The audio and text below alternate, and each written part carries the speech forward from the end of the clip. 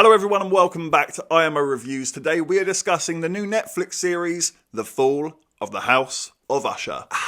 Watch this. The Fall of the House of Usher is the latest horror Netflix series by Mike Flanagan, following the fictional Big Pharma family, the Ushers, and their eventual downfall. So this was loosely based on the short stories, poems and Iliads of Edgar Allan Poe. I'm not going to pretend to be an Edgar Allan Poe expert. I know bits and pieces of his work, The Telltale Heart being one that I've read, so I can't exactly sit here and pick it apart for every single detail, but I have to admit that I do think there are a lot of problems with this series, which is a shame because I'm a very big fan of Mike Flanagan's. I thought Bly Manor and Hill House were really good shows. I wouldn't give them the 10 out of 10, but we're looking at an 8 or a 9 for both of them. They were spooky, the characters were interesting, I liked the story, I liked the family dynamics, and they always managed to bring it around to something quite emotional by the end, and that always impressed me that Mike Flanagan could marry horror with drama, basically, and still manage to get the scares out of you and the tears out of you as well. He's very good in that regard. He always manages to tell an interesting story even if you're not fully immersed in the scares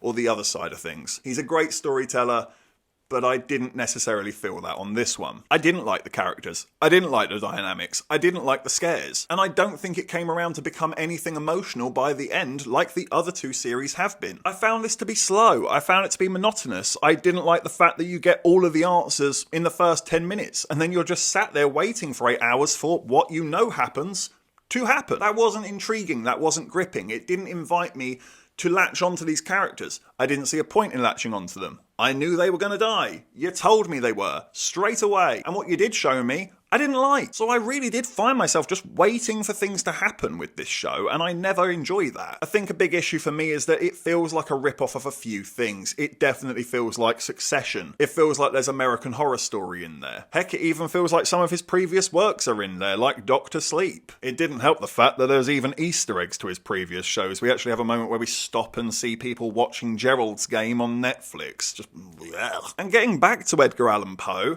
granted, I don't know everything that he's done, but I actually feel like Mike Flanagan was trying to be respectful, but he's actually come across quite disrespectful to the work. What they do with, ironically, The Telltale Heart in here is so messy and sloppy, and again, if you know the story, you know what's coming, you know what's going to happen, there's no mystery, there's no intrigue. And I think it says a lot that when the Simpsons rendition of The Telltale Heart still paints a better picture of what the story is, you're definitely doing something wrong here. There's parts of it that are laughable. I can't say I know the Edgar Allan Poe story that involves the black cat.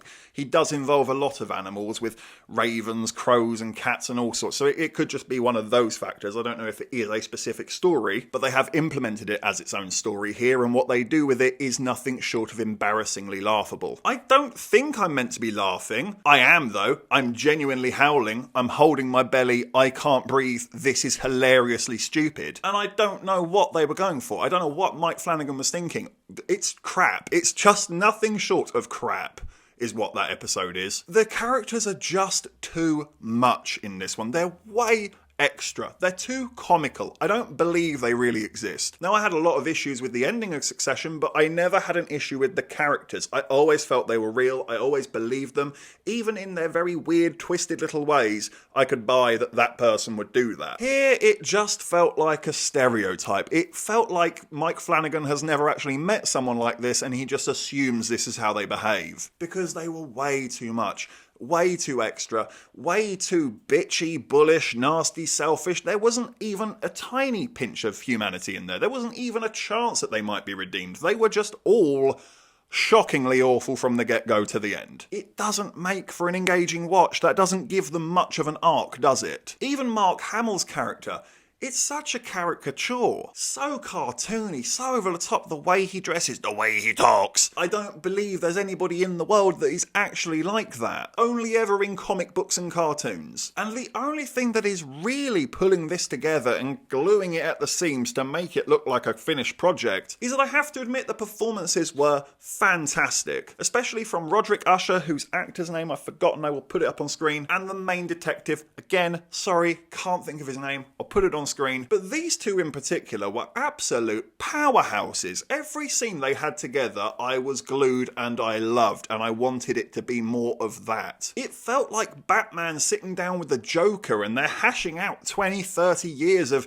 stabbing each other in the back and screwing each other over, all whilst having a very small semblance of respect for each other. I loved that. Thought that was fantastic. Thought that was full of character, full of really gripping dialogue. Honestly, would have taken 8 episodes of that over the other nonsense, gladly. I have to put my hands up, performances really are top draw. Thought the sound design was pretty good too. And I do think it does start to pick up steam as we get towards the end, but that is a bit of an issue with the pacing. It doesn't really get off to a flying start. It's a very mixed bag for me. I didn't hate it, but I wanted to love it, and I far from love it. I can only really say it's above average at best. It's far from the worst thing I've seen on TV this year, but I equally can't tell you that you need to rush out and watch it immediately and binge it. With Hill House and Bly Manor, I did binge watch both of them. I couldn't wait to get to the next episode. I think I stayed up till like 2 in the morning on one occasion just to get the extra episode in. Never even crossed my mind remotely with The Fall of House of Usher. Watched another episode, wasn't gripped, went to bed, and then the next morning it was honestly about just getting it done. It wasn't about, oh, I can't wait, I hope this picks up. It's, I've got 3 more hours to get through this. And therefore the best score I can give The Fall of the House of Usher is a 6 out of 10. Thank you for watching this review. Please be sure to hit that like button, hit the subscribe button if you haven't already, and please do hit the comment section as well. Have you seen The Fall of the House of Usher? What did you think about it? Let me know in the comment section below. And of course, if you haven't had enough of this crazy ginger, we can always click on these suggested videos right here and get yourself lost in an IMO wormhole. But if not, take care, and I look forward to seeing you on the next review.